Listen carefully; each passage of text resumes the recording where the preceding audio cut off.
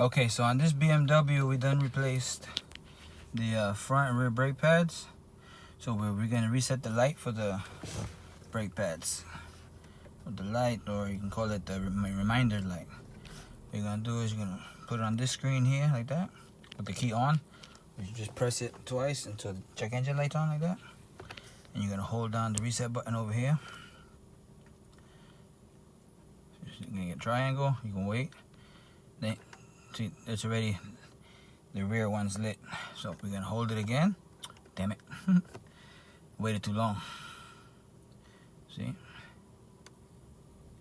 Then you hold it again. Let go, hold it again to reset. That's done. So now it's good for another 43,000 miles supposedly. The front, we're gonna do the same thing. Because we did that. Let it go, press it. And that's good. Let's see what else. We didn't change the oils, no. That serves, we didn't do that. We didn't do that. So you're good. And then that's it. Alright? Take care.